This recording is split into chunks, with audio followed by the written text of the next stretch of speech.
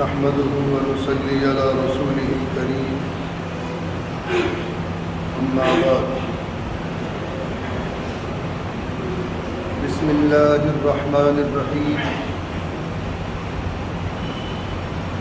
اللهم طهر قلبي من النفاق وعملي من الرياء ولساني من الكذب وعيني من الخيانة فإنك تعلم خائنة الأعين وما تخفي الصدور.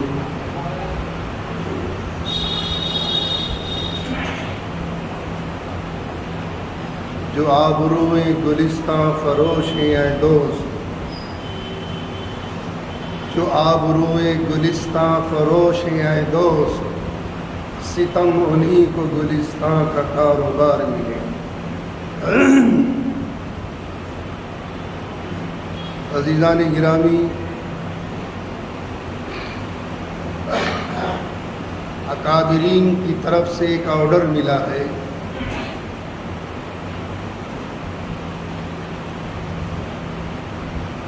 کامن یونیفارم سول کوڈ کا صحیح ڈیفینیشن کیا ہے؟ آج کے درس میں وہ دستور جو اللہ نے ہمیں دیا ہے بذریعہ حضور پاک صلی اللہ علیہ وسلم، تمام عالم اسلام کا مسلم طبقہ اسی دستور پر جی رہے ہیں، اسی دستور پر مر رہے ہیں، اسی دستور پر چلتے رہیں گے تا قیام قیامت. اور یہ بات بھی آپ ذہن نشین فرما لیں، جس ملک کے حکمران منصف ہوں گے ملک پھلے پھولے گا، خوشحالیاں آئیں گی، برکتیں ہوں گی. اور جس ملک کے حکمران غیر منصف ہوں گے بدحالیاں آئیں گی، ملک تباہی کی طرف جائے گا، معاشی حالات بد سے بدتر ہوتے چلے جائیں گے، اور وہ ہمارے سامنے نقشہ موجود ہے. عزیزان گرامی، تمام امت سابقہ کی تاریخ اٹھا لو، جن قوموں میں خواہ ان کے علماء ہوں یا حکمران ہوں، جب بھی شریعت میں مداخلت کی کوشش کی ہے اللہ نے ان کو تلپٹ کیا ہے. شریعت میں مداخلت کا مطلب جانتے ہیں کہ براہ راست خدا سے بغاوت، براہ راست خدا سے بغاوت. اس لیے ہمارے ہندوستان کا جو دستور ہے، جو کانسٹیٹیوشن ہے، اس میں آرٹیکل 25 میں بالکل وضاحت کے ساتھ درج ہے کہ ہندوستان کے ہر مذہب کے ماننے والے کو مذہبی آزادی ہے. اپنے مذہب کے اعتبار سے چاہے جیسی زندگی گزارے، اس میں کسی کا کوئی انٹرفیئر نہیں ہوگا. یہ دستور موجود ہے. اب یہ جو کامن یونیفارم سول کوڈ کا جو ڈیفینیشن ہے بہت دل دہلانے والا ہے. نمبر 1، طلاق کی عدت ختم. اور طلاق کی عدت کس کا حکم ہے؟ ان مولویوں کا نہیں، ان حکمرانوں کا نہیں، اللہ اس کے رسول کا حکم ہے. جب عدت واجب ہے، عدت ختم ہو جائے گی اس قانون کے ماتحت یوں طلاق دی اور یوں کل کو اپنا عورت جو ہے وہ شادی کر سکتی ہے۔ یہ سراسر شریعت کے اندر مداخلت ہے۔ یہ میرا اور آپ کا قانون نہیں کہ طلاق کی عدت واجب اللہ اس کے رسول کا حکم ہے، یہ ہمارے خدا کا قانون ہے، یہ ہمارے نبی کا قانون ہے، یہ ہماری شریعت مطہرہ کا قانون ہے۔ آج اس کو ختم کرنے کے در پہ ہے۔ دوسرا، عورت کو بھی طلاق کا اختیار دے دیا جائے گا۔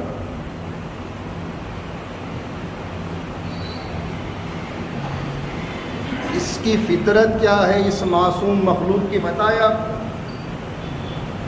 یہ صنف نازک ہے، اسی لیے اللہ کا قانون ہے کہ کسی عورت کو نبی نہیں بنایا،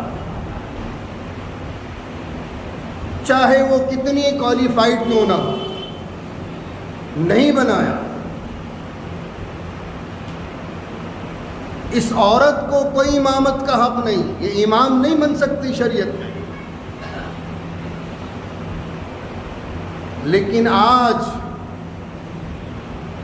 لبرل فیملی سے بلانگ کرنے والا طبقہ آج اس قانون کی ہاں میں ہاں کر رہا ہے۔ عزیزان گرامی، لبرل فیملی سے بلانگ کرنے کا مطلب یہ نہیں کہ ہم اپنی شناخت کھو بیٹھے۔ ہماری ایک پہچان ہے، ہماری ایک شناخت ہے، اسی کے حدود میں رہ کر ہمیں زندگی گزارنی ہے۔ اگر اس صنف نازک کو طلاق کی اپروول مل گیا تو روزانہ گھر میں جوتیوں میں دال بٹے گی۔ لکھ لینا میری بات۔ اگر اس کو اس قانون کے انڈر میں، اس قانون کے تحت اگر عورت کو طلاق دینے کی اجازت دے دی گورنمنٹ نے شوہر کو، تو روزانہ جوتیوں میں دال بٹے گی اور گھر کا جو بیلنس ہے وہ ڈس بیلنس ہو جائے گا۔ کس خواب میں ہیں آپ؟ کون سی دنیا میں ہیں آپ؟ تیسرا قانون، میراث کو خلط ملط کر دیا جائے گا۔ برابری، جتنا حصہ لڑکے کا اتنا حصہ لڑکی کا، ایسا کچھ نہیں ہوگا۔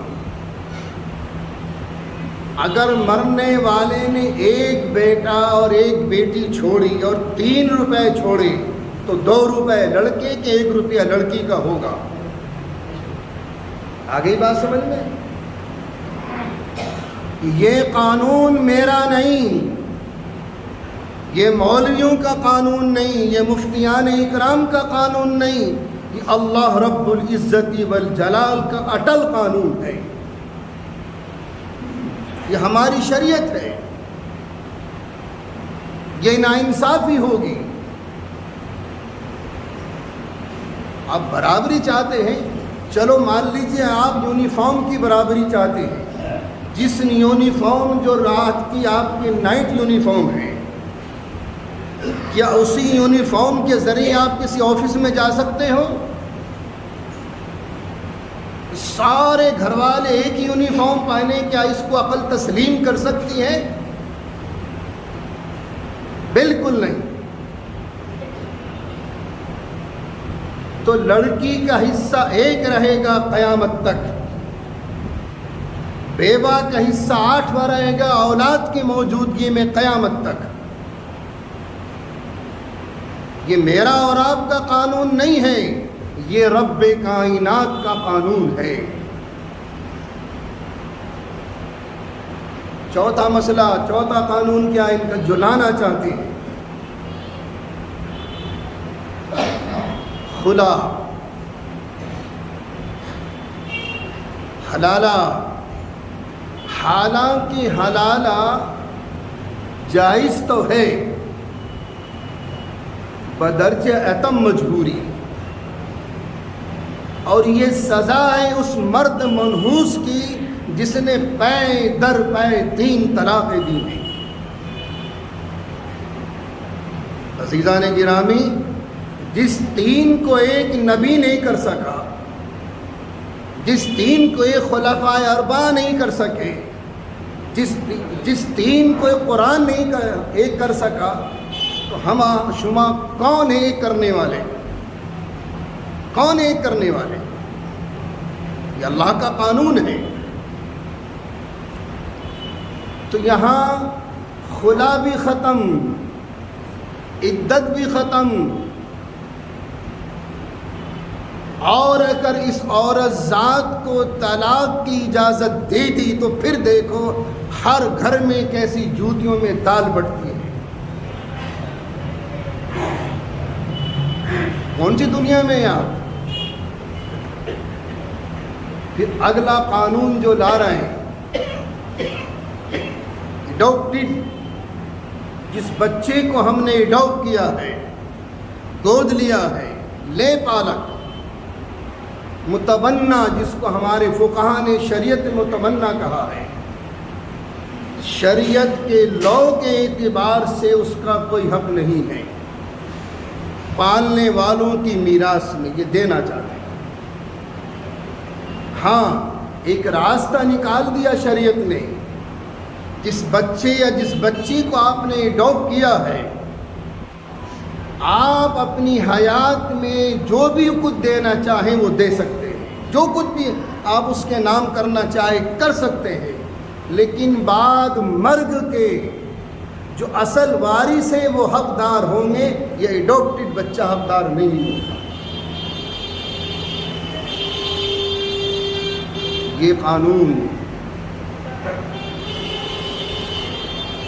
اب جب یہ قانون دستور ہند نے اگر پارلیمنٹ میں پاس ہو گئے تو پھر دیکھو، اور یہ ہم میں نہیں، ہندو سماج کے مختلف طبقات میں بھی مختلف مذاہب موجود ہیں،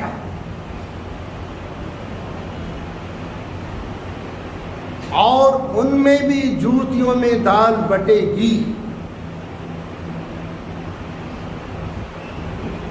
اس لیے دستور ہند کا جو آرٹیکل 25 ہے اس میں موجود ہے کہ ہندوستان کے ہر مذہب کے ماننے والے کو مذہبی آزادی ہے، اپنے مذہب کے اعتبار سے اس کو زندگی گزارنے کا حق ہے، شہریت کے اعتبار سے بھی، معاشرت کے اعتبار سے بھی، معیشت کے اعتبار سے بھی، مذہبی اعتبار سے بھی۔ اس لیے یہ بہت بڑا فتنہ ہمارے ملک میں رونما ہونے والا ہے۔ یہ ہے کامن یونیفارم سول کوڈ کی صحیح ڈیفینیشن۔ اللہ ہم سب کی حفاظت فرمائے، اور تمام امت مسلمہ کو اسی شریعت مطہرہ پر گامزن ہونے کی توفیق عطا فرمائے۔ ہمیں اسی پر مرنا ہے، اسی پر جینا ہے، اور اسی شریعت کے آئین پر تا قیام قیامت چلنا ہے۔ اس لیے عزیزان گرامی، میں بہت مرتبہ کہہ چکا ہوں کہ ہوا بہت مخالف سمت چل رہی ہے۔ اس دور فتن میں جس میں ہم گھٹ گھٹ کر سانس لے رہے ہیں، ایمان کو بچا لو۔ اصل ایمان ہے، ایمان پر ڈاکہ زنی ہے، عمل تو جیسے ہیں ویسے ہیں۔ اور میں نے ایک بات کہی تھی ایک سروے کر کے کہ موبائل آج ہندوستان کا بہترین نشہ بن چکا ہے۔ اس نے ڈرگس کو پیچھے چھوڑ دیا، اس نے شراب کو پیچھے چھوڑ دیا۔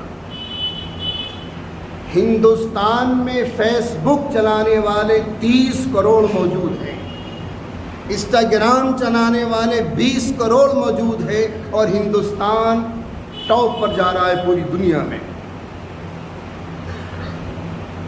مسلمانوں، ہم مسلمان ہو جائیں تو دنیا کی کایا پلٹ سکتی ہے۔ بار بار کہتا ہوں، ایک ہو جاؤ اور نیک ہو جاؤ، پھر دیکھو دنیا کا تختہ کس سمت پلٹتا ہے۔ آپ کیا سمجھ رہے ہیں؟ یہ جمعے کے دن جو مسجد بھر جاتی ہے بس جمعے تک محدود ہے۔ آل اوور ورلڈ سروے کیا ہے، انٹرنیشنل لیول پر سروے کیا ہے، آج دنیا کا مسلمان صرف 5% مسجد میں آ رہا ہے، 95% باہر ہے۔ پھر دعویٰ یہ کہ اللہ میاں سنتا نہیں، العیاذ باللہ ثم العیاذ باللہ۔ اللہ میاں ہمارا کوئی نوکر نہیں ہے کہ تمہاری سنے گا، کریں گے اپنے لیے، نہ کریں گے اپنے لیے۔ اس دنیا سے ہٹ کر ایک زندگی اور ہے جو ابد الآباد کے لیے ہے، اور اس زندگی کے 2 راستے موجود ہیں، جہنم یا جنت۔ یہاں تو یہ تو اصل میں مسافر خانہ ہے، ٹائم پاس کرنے کے لیے آ گیا، دم لے کے پھر آگے چلے گا۔ اس زندگی کو صحیح کرنا ہے، اور اس زندگی کو صحیح کرنے کے لیے دنیاوی اعتبار سے، اخلاقی، سماجی، تمدنی اعتبار سے ہمیں اپنا ایسا میسج چھوڑ کر جانا ہے کہ دنیا کی قومیں کہنے لگیں واقعی یہ مسلمان ہیں۔ اللہ ہم سب کی حفاظت فرمائے، اعمال صالحہ کی توفیق عطا فرمائے۔ وآخر دعوانا الحمدللہ۔